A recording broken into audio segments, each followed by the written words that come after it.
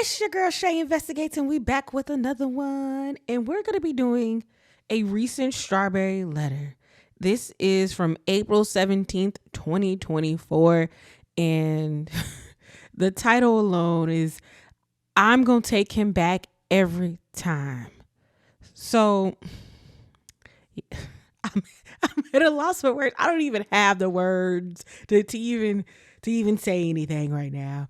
I'm just gonna let y'all listen, and then we gonna come back, and then I'm probably gonna throw some of Ernest's words in there because what she says, I'm just like, hold on here, wait, are we? Is this the same woman here? This can't be the same woman. And people keep saying, oh, you shouldn't come for her livelihood.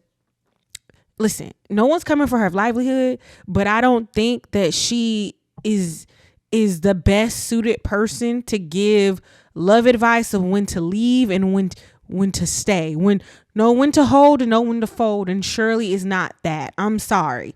This is the truth, and the truth is the truth at the end of the day. Y'all don't want to accept it or digest it, but y'all gonna go ahead and take a listen. Don't take my word for it. Thank you, nephew. Subject, I'm going to take him back every time. Okay?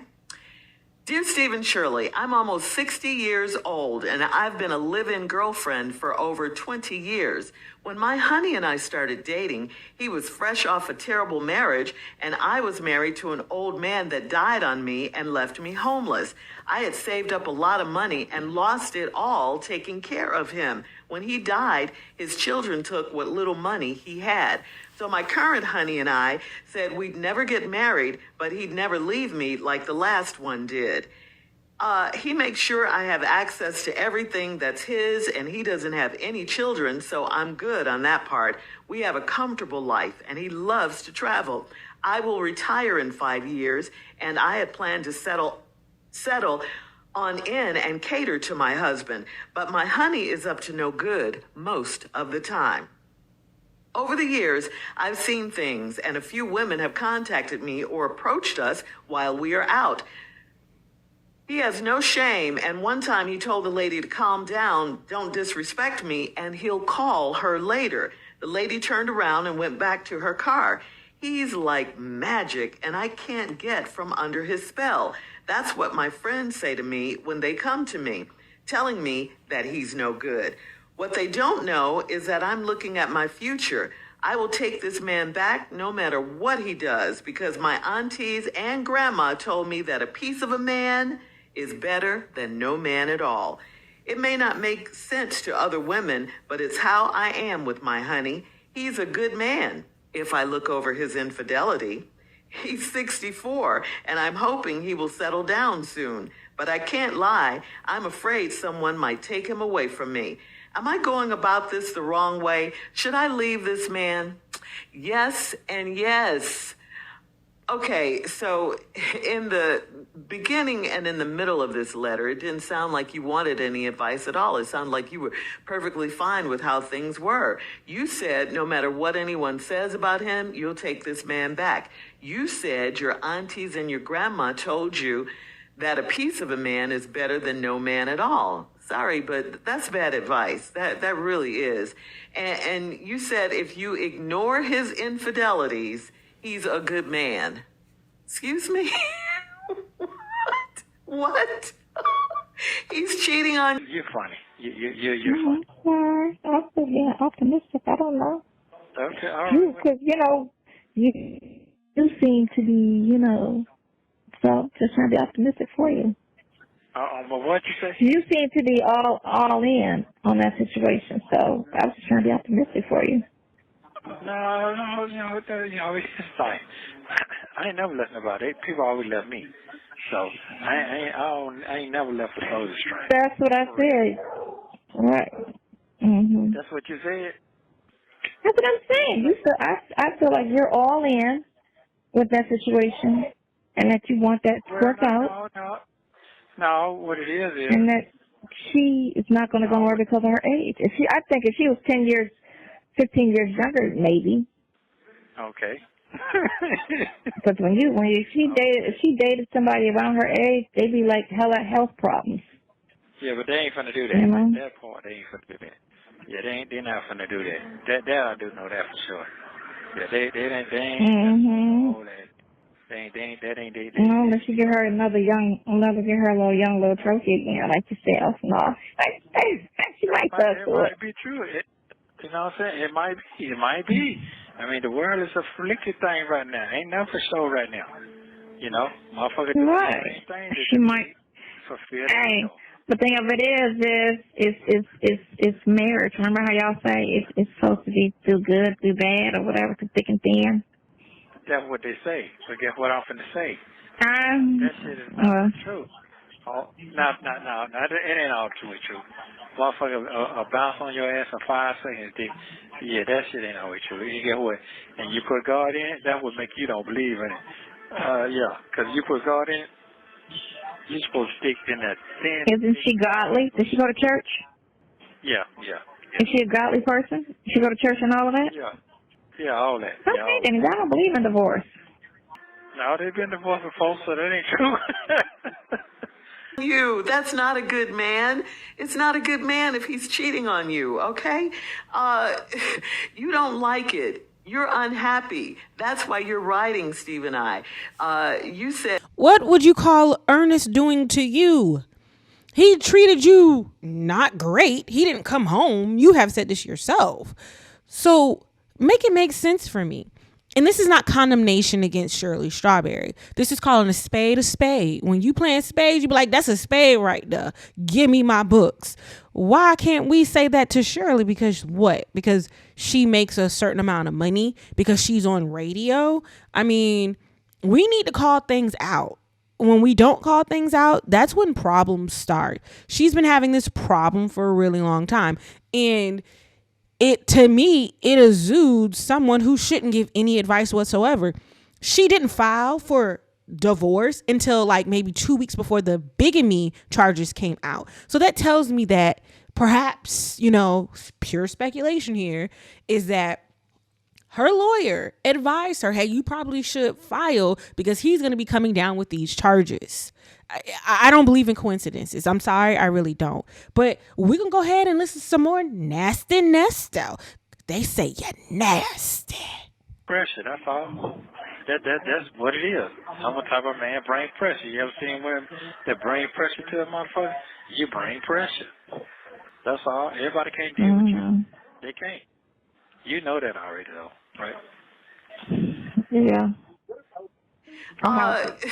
You don't like it. You're unhappy. That's why you're writing, Steve and I. You said he's like magic and you can't get from under his spell, but he's more like poison that you shouldn't be ingesting. He's not respecting you. You said he's up to no good most of the time. You said that. Listen, no one is that good where you just allow them to treat you any old kind of way. So you can't just sit there and take this. You can't. Not the nobody's that good that you just keep going even though they're allowing you to treat you this way type of thing for me. You can't have a fear of losing him to someone else, thinking that someone else is going to take them away from him, take them away from you. It makes you look desperate, okay? It makes you look desperate. I'm sorry. Your living girlfriend for 20 years. Steve?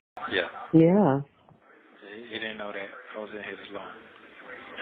And the longer you stay, the longer this investigation and all of that, the more charges they're trying to bring up against you, when you should be out. And, this is craziness. If they just keep trying to find stuff, but they haven't found any proof. Well, I just got to keep my faith in God, keep it rolling.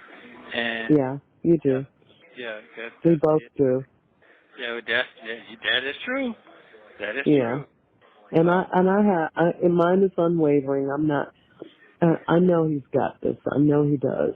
We're just human, and we want it to happen in our time, but everything in God's timing, and he's always on time.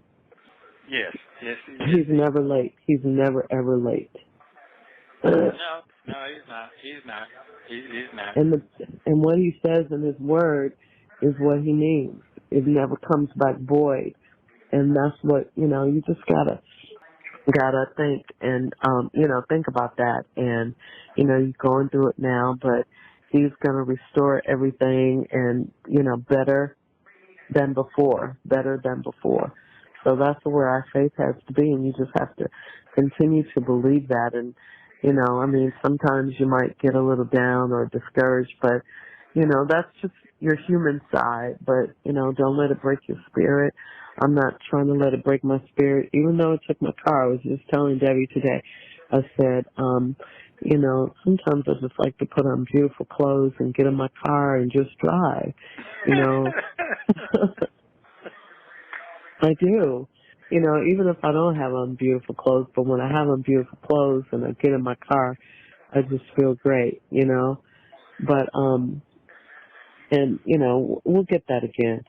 Like I said, maybe he took the G-Wagon because I'm getting ready to get a Rolls or something. I don't know. Well, yeah, that's true. That's true. I mean, Y'all, I have secondhand embarrassment over here for this lady. I'm putting my head down in my head and just shaking it as I'm listening, as y'all listen. She's saying it's not your fault. They just don't know who you are. Ma'am, you do not know who you married. You do not know. I'm doing it in my Ernest Williams verse. You do not know who you married. You keep defending this man. Did you do your due diligence and, find out what he's about and what he's not about? You've been married to this man for, I don't know, I think at this time, maybe like 7-8 years or something like that. So you mean to tell me throughout those 7-8 years, he was able to keep up that facade where you didn't know anything, where he came home every night to you? No women tried to contact you. None of his victims tried to contact you. Nobody tried to contact you, and you just living in la la land as everything's okay. Where he gets this business, that car, this truck, this trailer, all these different things. And you think everything's okay. How? When a couple months after you guys were married, he got locked up again.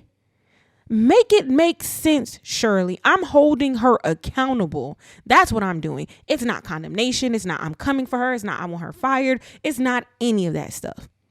It's about accountability. When you don't hold people accountable, then they run amok like Ernest had been doing for years. This is an accountability thing that Ernest is going through right now. And she, I can't say unfortunate, because she could have cut ties a long time ago. His wife before Shirley, she cut ties very quickly. She didn't have no kids with him. She had business dealings with him, but that's about it. But she said she knew. She cut ties real fast. So I find it very odd that Shirley didn't know that this man was doing something. I'm not saying she knew everything, but she had to have known he was doing something. Everything, even on face value, it don't even make sense. How are you payrolling these people? Like, Shirley, you have seen this man in action and you never asked yourself any questions?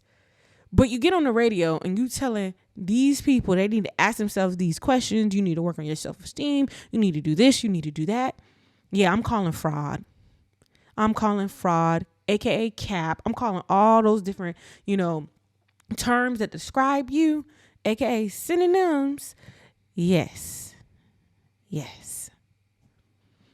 Y'all remember to hit the like and subscribe button and put it in the comment section, because I want to talk about this. This is one of the things that I really want to talk about, and I really want to hear what y'all have to say. And people who are going to come for me, I know what y'all going to say. Give her grace. Give her this. I think she's had grace for those 10 years that she's been in a relationship with him, whether she's dating him, married him, or about to divorce him. She's had 10 years for that grace that y'all talk about. My grace is for the victims. That's it. And that's all. I'm out.